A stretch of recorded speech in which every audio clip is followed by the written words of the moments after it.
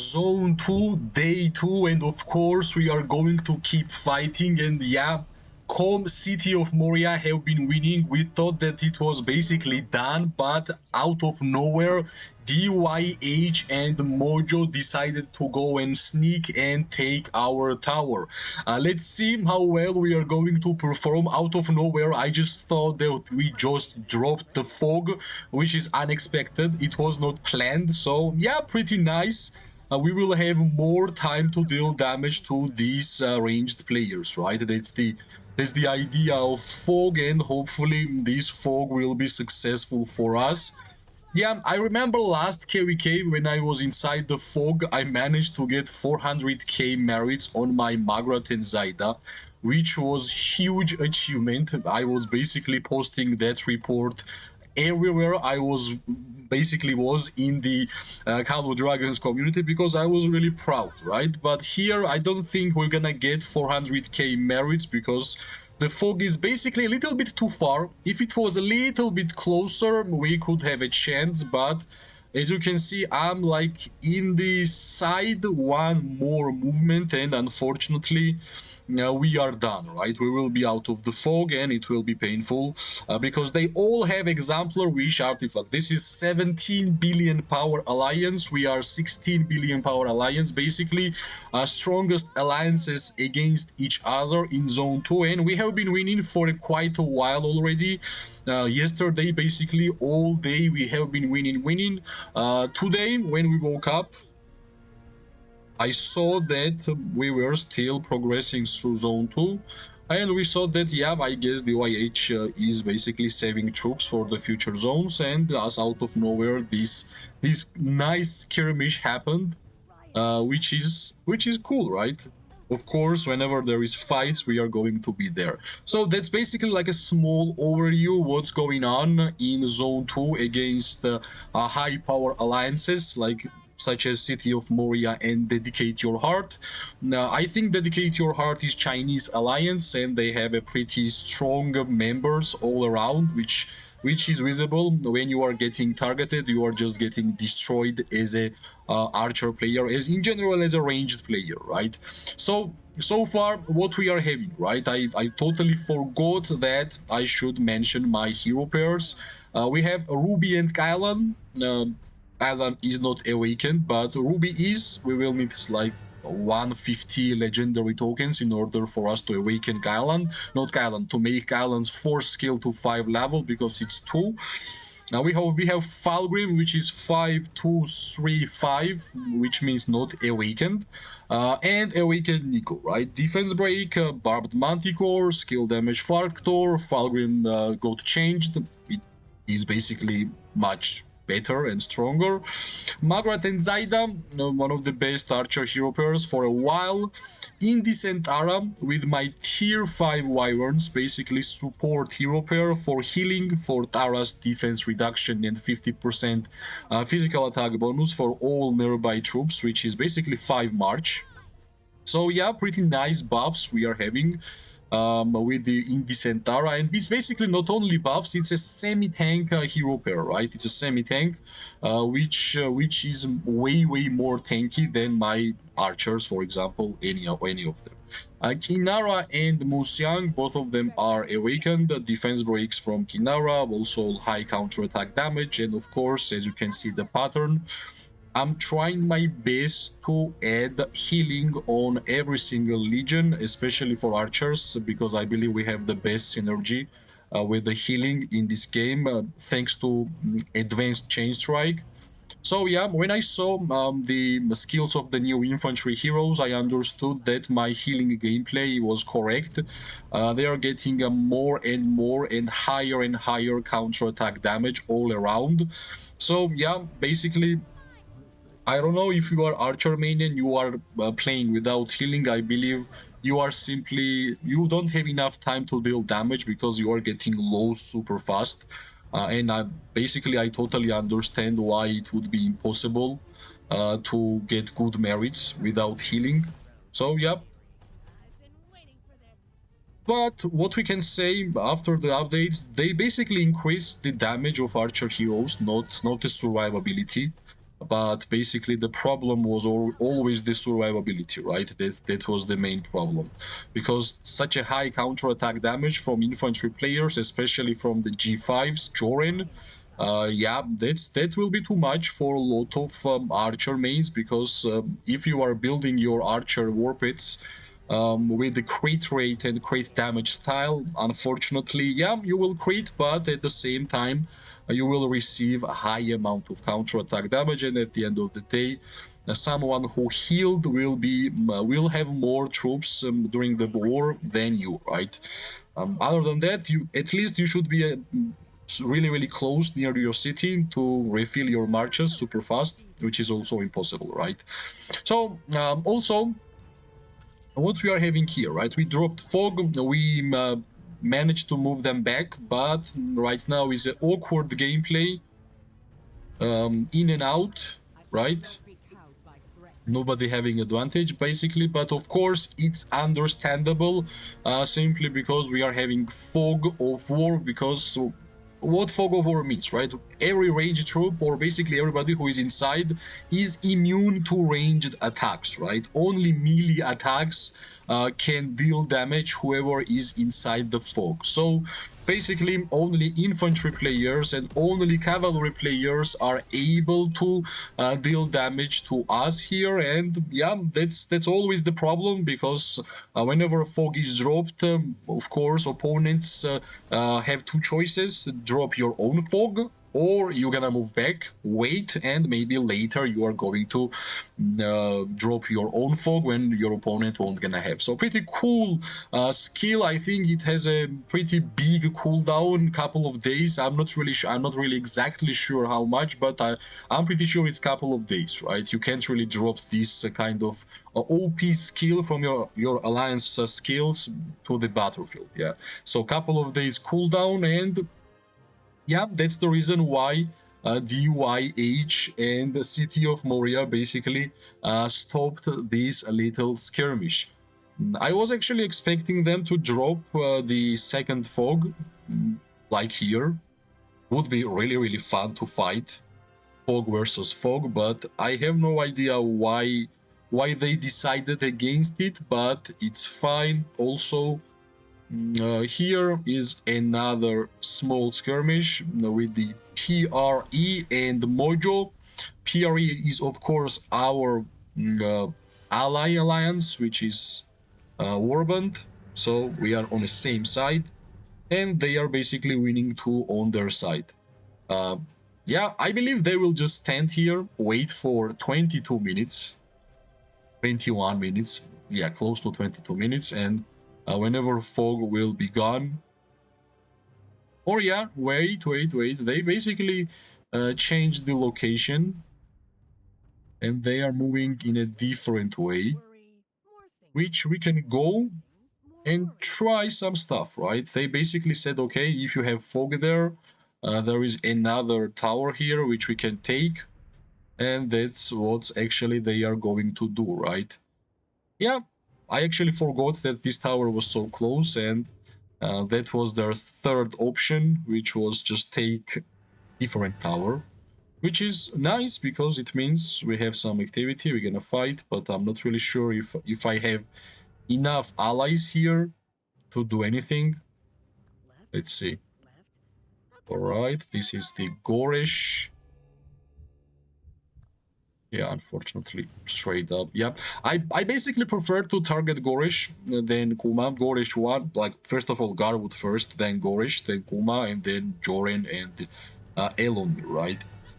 Because I believe Joran and Elonir deals highest amount of counterattack damage. That's why I will avoid it until we're gonna have G6 archers. All right, I kinda have to tank it because I will waste too much time moving my Falgrim. But yeah, let's check. Small fights until we're gonna connect to this second tower, because they are basically deciding that. Yeah, let's change the location, right. Let's get close and let's try to deal damage. Of course, this is a pretty cool and pretty nice place to teleport. I wish I have been done that, but let's see. Second fight for the second tower. Of course, basically, I totally forgot that this tower was so close to our territory. That's why they had third option, and they basically used their third option. Of course, I prefer to deal damage to multiple targets since for archers we are already having two legendary heroes which are dealing damage to multiple targets. So first one is of course Falgrim, and second one is of course Ruby, right? And yeah, follow-up damage is of course the AoE skill in my opinion, right? And also the skill which is not giving you any counter-attack damage. So that follow-up synergy was even more important than any other legendary hero update besides Sibyl, right? So this follow-up feature which was added to the Archer gameplay, that's huge. Why it's huge? Because when you are dealing damage from that follow-up feature, basically you are not getting a single counter-attack damage. Basically free damage from your archer heroes. So yeah, that's a big buff, right? Extra normal attack damage was basically giving you same counter-attack damage back, and you were getting lower troops faster and faster, right? So this follow-up feature removes counter-attack damage, and it also just does same thing, deals damage to the opponents nearby. So trust me, even those important buffs towards like Falgrim's first skill, also I think Syndrion got buffed, Freygar got buffed, that follow-up feature was much more important than any skill, but besides Sibyl's third skill, which is kind of close to strength to Margaret's first skill, which is huge, right? I will try my best to make my Island 5155, and then I have to put my attentions towards Sibyl because that hero needs to be used. If you are archer player and you have awakened Sibyl or at least 5155, you have to use that hero. I'm going to use Sibyl with Kinara for sure. With good Snow Peak Rock, that will be a great hero pair with defense breaks, with rage, everything whatever Sibyl gives, I believe it will be perfect for Kinara. So let's see, right? I need a lot of legendary hero tokens. Not sure if I will have them that much, but I guess I will just try my best. I will try my best, and let's see if my best will be enough.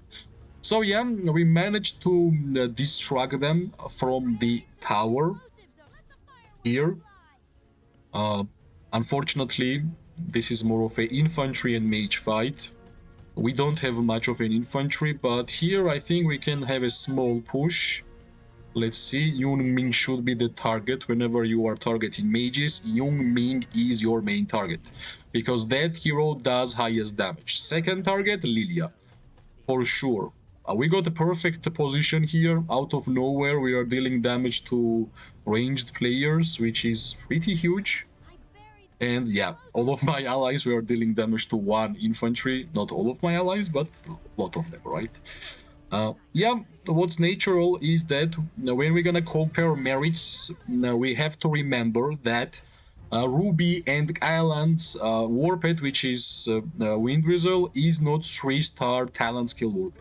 All the other offensive warpeds are 3 stars, so it's a huge difference, right? Northwind is only 2 stars. I need like 1k more experience in order for me to make my Northwind 3 stars. So hopefully, let's see. I hope it will be soon, right? I think it will happen in this KVK, honestly, but we'll have to see. We'll have to see. Let's help my allies towards this position. Pretty nice fight. City of Moria against DYH. I'm really glad that fight is continuing because, of course, I was not really expecting that it would be over in one day. I was just thinking when DYH will start their offensive game because, yeah, it was like really weird, right? In one day, such a big alliance, 70 billion power, pretty active on the first day to disappear, but I guess they were just waiting for the proper moment to start offensive gameplay, and this is the moment, right? I'm really glad that we are going to continue our war, because there is a lot of merits to be generated still in this war, and hopefully we're gonna make it soon. Right, somehow these players are still targeting me, but yeah, that's the story of archers, right? You will get targeted for sure, but at least one is nothing. All right, it's fine, it's fine. Unfortunately, the Falgrim and Nico went home. Basically, they went home because they have the least healing out of all of my marches. That's the main reason, but let's continue. I think we have perfect chance here to deal damage to mages.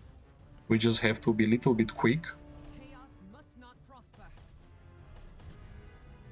Yeah, out of nowhere, one mage is dealing damage to me, but yeah, it's fine. I think that was pretty nice. We lost one march, but we basically destroyed 5.